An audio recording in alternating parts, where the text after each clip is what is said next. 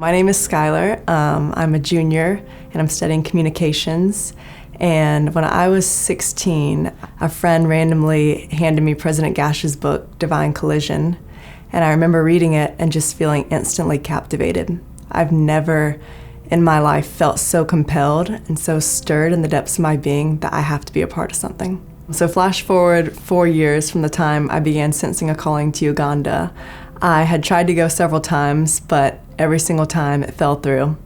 And then finally, at the end of my sophomore year at Pepperdine, I found out about an opportunity to intern with Global Justice, which seemed to me like a dream come true experience.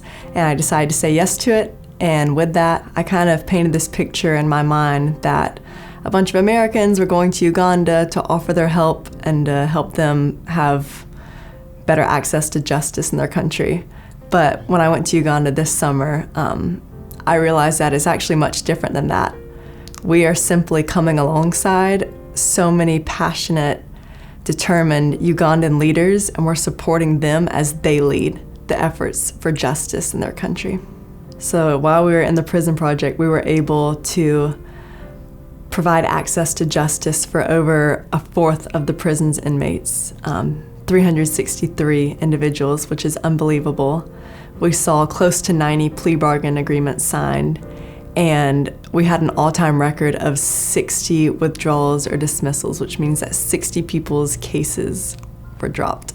There's something that happens when you look into another human being's eyes and watch them receive the news that they are about to experience freedom. It was just such a privilege to watch that beautiful moment happen when one of our team members got to share with the juvenile that he'd be going home in a few months. It just moved me to tears because I feel like there's something that happens inside of you whenever you watch another human being receive the news that they get to be free and that they get to very soon go home and contribute to their communities and they get to be with their family again.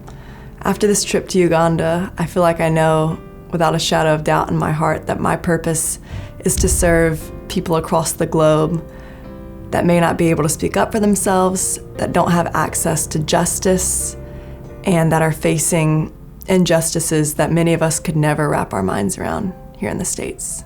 It was definitely a short 2 weeks while we were in Uganda, but I think something that coming home that I'll always carry with me is just that overwhelming feeling of joy that I felt looking into another person's eyes and watching them receive news that they get to go home, that they're free. I think that's something that I'll carry with me throughout the rest of my life, throughout the rest of my career in international human rights work and beyond.